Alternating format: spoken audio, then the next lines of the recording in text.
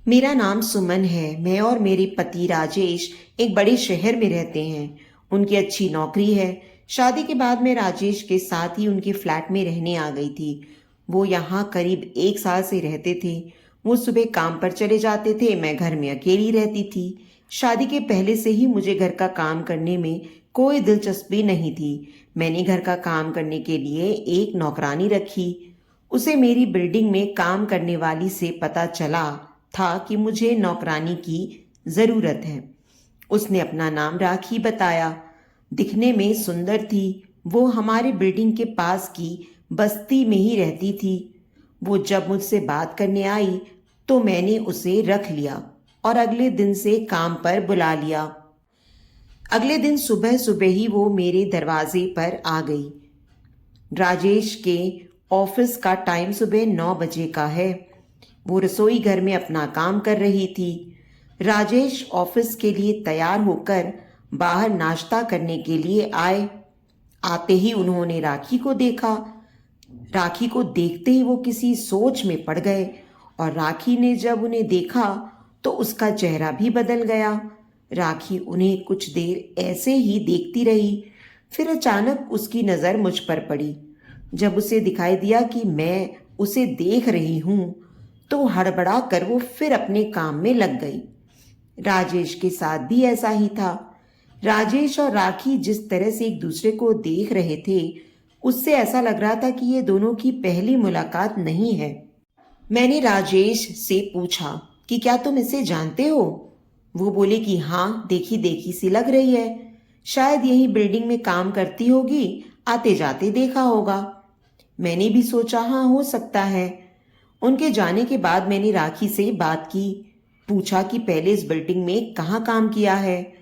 वो बोली नहीं मैडम, यहाँ तो मैं पहली बार आई हूँ।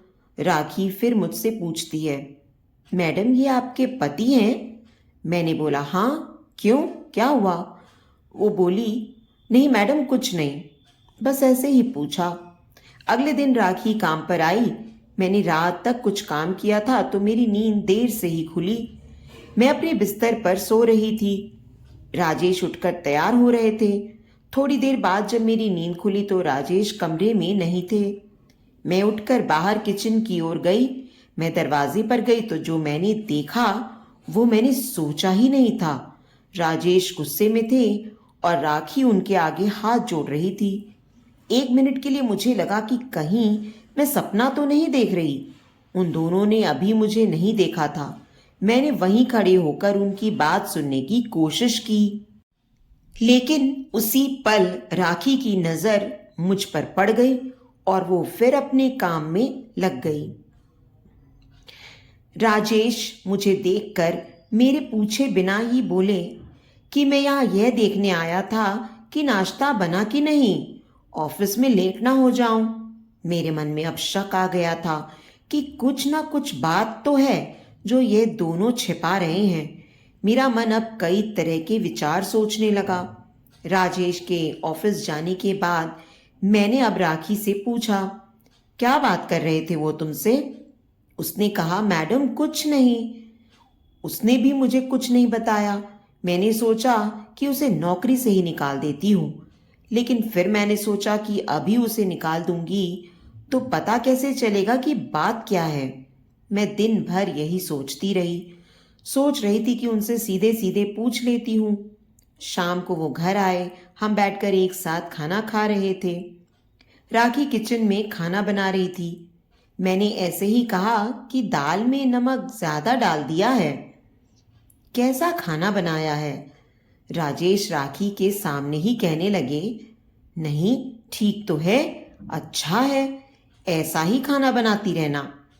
मेरे पति ये क्या कह रहे थे? एक नौकरानी की इतनी तरफदारी। रात मैंने फिर सोचा कि उनसे पूछूं, लेकिन मुझे पता था कि वो फिर यही कहेंगे कि कुछ नहीं।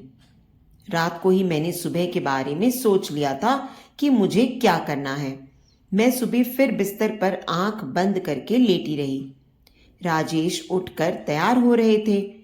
मुझे लगा था कि आज भी शायद ये किचन में जाएंगे, और वैसा ही हुआ। वो किचन में गए। मैं भी चुपके से उनके पीछे गई। यह देखने की आज राजेश क्या करने वाले हैं। राजेश ने आज भी कुछ किया। आज राजेश राखी को रुपए दे रहा था। मेरे घर में यह क्या हो रहा था? 3 दिन में इस नौकरानी ने मेरे पति पर ऐसा क्या जादू चला दिया? मैंने भी सोच लिया कि मुझे क्या करना था। उस शाम राजेश घर आए। घर आने के बाद उन्होंने कहा कि राखी को बोलो कि चाय बना दे। मैंने कहा कि चाय मैं बना देती हूँ। वो बोले कि क्यों, वो नहीं आई?